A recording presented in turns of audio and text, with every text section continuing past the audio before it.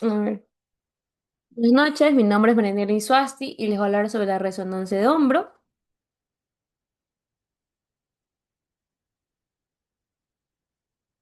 en especial la resonancia manguito rotador. El manguito rotador rodea la cabeza del húmero como una capa de tendones. Está formada por cuatro músculos con sus tendones. El supraespinoso, que va arriba del húmero, el infraespinoso, que es la parte posterior superior, el redondo menor, parte posterior inferior, y la subescapular, que es la parte anterior del hombro. El tendón supraespinoso está ubicado en la parte superior del húmero, pasa por debajo de la acromión, se ve normalmente como una banda oscura y uniforme en coronal oblicuo. Lo que buscamos son tendinopatía que esté engrosado más señal brillante en T2, un desgarro parcial, un brillo focal en superficie articular o bursal. Desgarro completo, una interrupción total, más el líquido en el defecto. Retracción, cuánto se alejó el tendón de su insección. Tendón infraespinoso está ubicado en la porción posterior superior del hombro, detrás del supraespinoso. Normalmente se lo ve delgado, oscuro, bien adherido al troquiter. Que buscamos lesión similar al supraespinoso, pero menos frecuente. Puede acompañar desgarros masivos. El tendón subescapular está ubicado en la parte anterior del hombro, se ve mejor en cortes axiales, como se ve normalmente como bandas oscuras que van al troquín. ¿Qué buscamos? Rupturas anteromediales, subluxación del tendón del bíceps si se rompe en el subescapular. Tendón del redondo menor está ubicado en en la parte posterior inferior debajo del infraespinoso. Normalmente se lo ve pequeño, oscuro y bien definido. Lo que vamos a buscar son lesiones poco frecuentes. Se afecta en desgarros masivos posterior-superiores. Resonancia de articulación de glenohumeral. El cartílago, lo vamos a observar en la resonancia magnética, se lo ve como una capa intermedia hipointensa que recubre la superficie de la cabeza humeral y la glenoides. Que buscamos? Adelgazamiento, que viene siendo la degeneración, ulceraciones y defectos focales. Cartílago flotante o cuerpos libres. Derrames articulares, como se ven, es una acumulación de líquido hiperintenso en T2 dentro de la actividad articular, cavidad articular. Claves, si llena el receso axilar, hay un derrame moderado o abundante. Puede extenderse hacia la bursa subcoroidea. Sinovitis. ¿Cómo se ve? La sinoval se ve engrosada y puede mostrar un aumento de señal en T2. Con contraste, si es que lo hubiera, se ve realce sinoval intenso. Asociaciones: capsulitis adhesiva, artritis, ascisia séptica, reumatoide o degenerativa y derrames persistentes. Articulación, resonancia magnética, lesiones óseas, impacto, edema o contusiones. ¿Cómo se ven? En las áreas hiperintensas en T2, dentro de la cabeza humeral o glenoides, es igual a un edema óseo. Tipos de hallazgo: contusiones óseas, edema sin fractura, fracturas ocultas, líneas hipointensas rodeadas de edema. Lesiones por impacto serían la lesión de Hill-Sachs, que es la depresión posterolateral del húmero, la lesión de Bankart ósea en glenoides, labrum glenoideo en resonancia magnética. ¿Qué es el labrum? Es un anillo fibrocartilaginoso que rodea la glenoides. Funciona como sello para estabilizar la articulación. En RM normal se ve hipointenso, que es oscuro, y bien adherido al borde glenoideo. Lesión tipo Bankart, que son lesiones del labrum anteroinferior típicas tras luxación anterior del hombro. Como se ve en una resonancia magnética, un desprendimiento del labrum anteroinferior, edema óseo en glenoides o húmero. Puede asociarse a fractura Bankert ósea. Clave: se ve una separación o disección más líquido hiperintenso entre glenoides y labrum. Lesión en SLAP, superior labrum anterior y posterior, que es un desgarro del labrum superior donde se inserta el tendón del bíceps, como se lo ve en resonancia magnética como una línea hiperintensa que separa el labrum superior del borde glenoideo. Puede extenderse de anterior a posterior, los tipos más comunes, el tipo 1, que es la deshilanchamiento. Tipo 2, desprendimiento de la bruma es el bíceps, que es el más frecuente. El tipo 3 y el 4 es el flap o el desgarro que compromete al bíceps. Gracias. Ahora continuaremos con el tendón de la porción larga del bíceps. El tendón de la porción larga del bíceps es una de las estructuras más importantes que evaluamos en una resonancia magnética de hombro, porque participa en la estabilidad anterior del hombro y es muy frecuente encontrarlo lesionado en pacientes con dolor, como encontramos señalado con la flechita morada en las siguientes imágenes. Van a existir una serie de lesiones donde las más importantes van a ser la subluxación y lo que es la tenosinovitis. La subluxación del tendón. Normalmente este tendón debe estar perfectamente contenido dentro del surco bicipital. Cuando ocurre una subluxación, el tendón se desplaza parcialmente fuera del surco, ya sea hacia medial o lateral.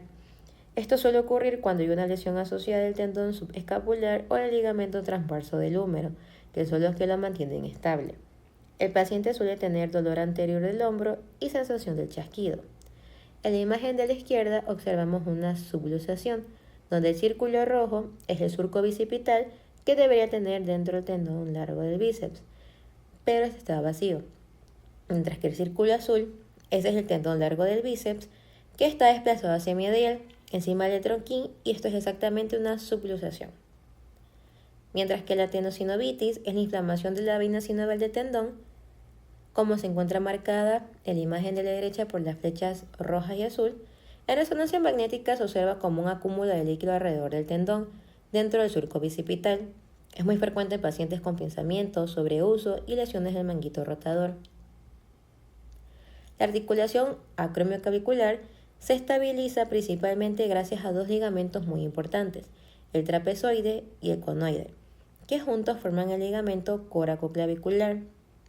En la anatomía de resonancia magnética, en un corte coronal, como observamos en la imagen superior izquierda señalada por la flecha rosada, los ligamentos se ven claramente unidos la clavícula con la apófisis coracoides, mientras que en un corte sagital, como las dos imágenes de abajo señaladas por la flecha rosada, se ven ambos ligamentos que tienen una ubicación más anterior. Una articulación acromioclavicular normal debe ser congruente, sin desalineación, sin edema óseo y con un espacio articular uniforme. Vamos a tener cambios degenerativos. Con la edad o el sobreuso, la articulación acromioclavicular puede mostrar osteofitos, estrechamiento del espacio, esclerosis subcondral, edema óseo, y estos cambios pueden disminuir el espacio subacromial y producir síndrome de pinzamiento. La bursa subacromial subadeltoidea es una estructura clave para que el tendón supraespinoso se deslice suavemente bajo el acromión, como observamos en la siguiente imagen al lado izquierdo señalado por la flecha rosada. La bursitis es la inflamación y acumulación excesiva de líquido dentro de la bursa.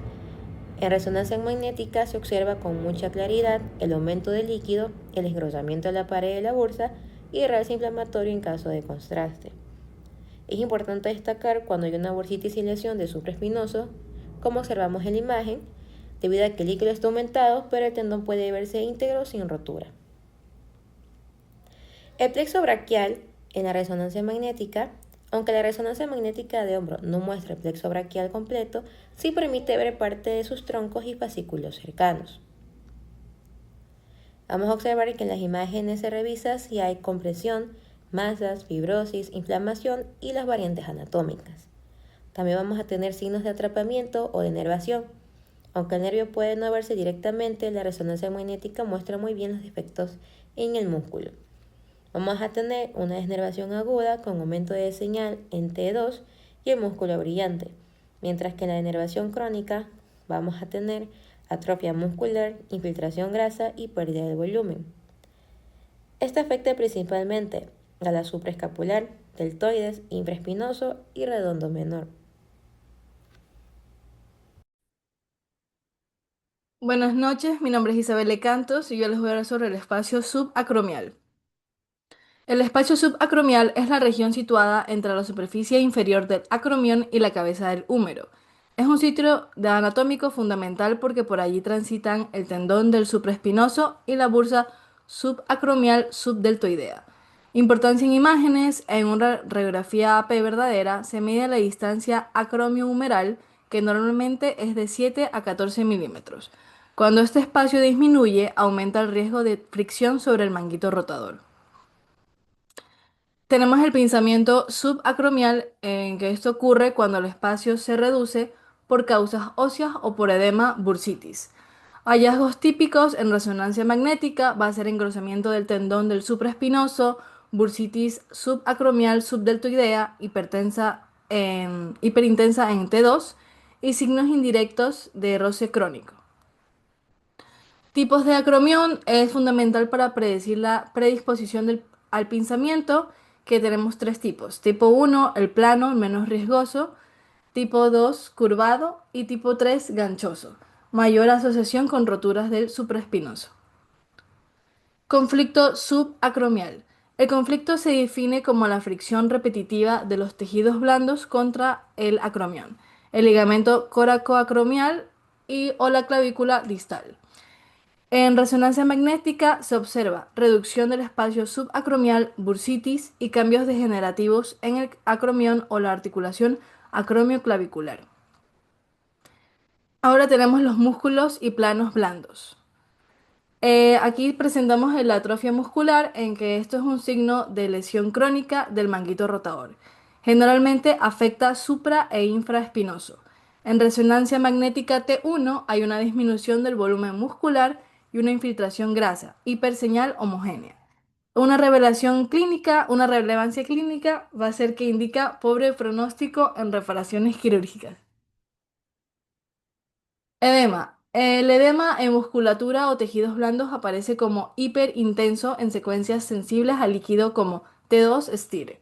Causas van a ser contusiones, sobrecarga o tracción y lesiones agudas del manguito. En las imágenes vamos a ver áreas brillantes dentro del músculo o la piel, indicando inflamación activa. Masas o colecciones. Pueden incluir hematomas subdeltoideos, abscesos y lesiones tumorales benignas o malignas. Los hallazgos en resonancia magnética van a ser colecciones bien delimitadas con contenido líquido, abscesos con realce periférico y masas sólidas con características según tipo tumoral. Ahora por último tenemos los huesos del hombro, que tenemos aquí el edema óseo. Esto es un hallazgo frecuente tras traumatismos, luxaciones o sobrecarga. En resonancia magnética STIR o T2 hay una hiperintensidad difusa dentro de la médula ósea, que también puede indicar lesión oculta aunque la radiografía sea normal. Fracturas ocultas. A veces las fracturas del húmero proximal o tuberosidades no se ven en radiografía. La resonancia magnética muestra línea hipotensa compatible con fractura y un edema óseo alrededor de la zona de ruptura. La relevancia va a ser que evita diagnósticos tardíos y complicaciones como necrosis o mala alineación. Y por último, los cambios degenerativos, en que la atrofia es un signo de lesión crónica del manguito rotador. Generalmente afecta supra e infraespinoso. En resonancia magnética T1 vamos a tener una disminución del volumen muscular, infiltración grasa, hiperseñal homogénea. La relevancia clínica va a ser que indica pobre pronóstico en reparaciones quirúrgicas. Gracias.